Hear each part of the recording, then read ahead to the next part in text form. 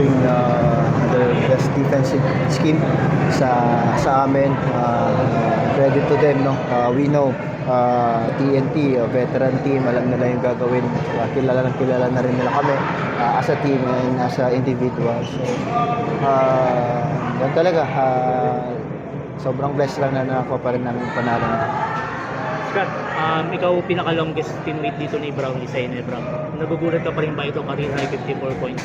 I think highest output to sa PBA Finals in 25 years. Ano masabi mo kay Brown? Well, talagang ako sobrang kahit tagal na rin magsama, sobrang na-amaze ako lagi sa mga ginagawa niya at his age right now, no.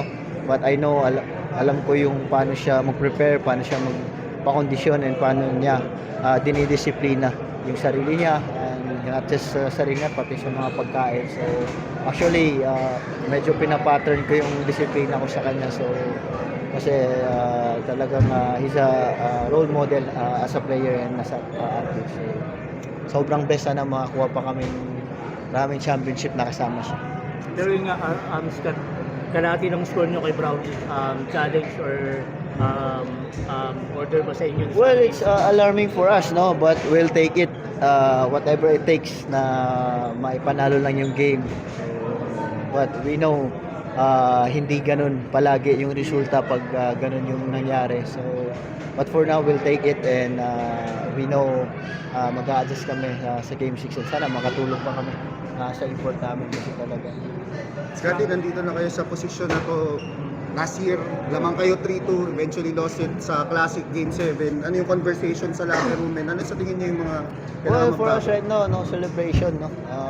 Wala pa kaming, sabi niyo, wala pa kaming napatunayan ngayon. So, for us, we have to stay grounded right now and do the work tomorrow, not just tomorrow, starting tonight, no.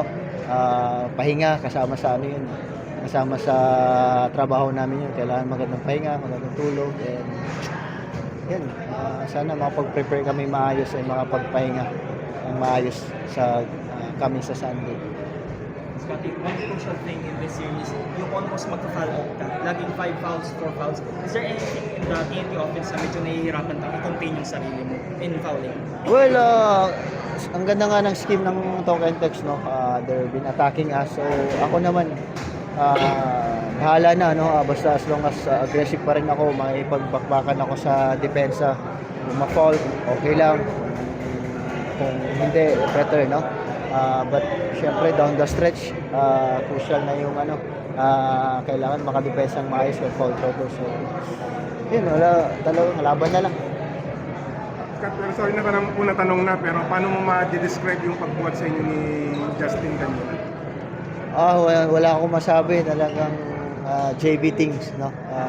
When we're down, may mga ganung pangyayari, alam niya yung gagawin niya para makakuha ng panalo yung team. So truly amazing and truly blessed na may Justin Brownlee kami.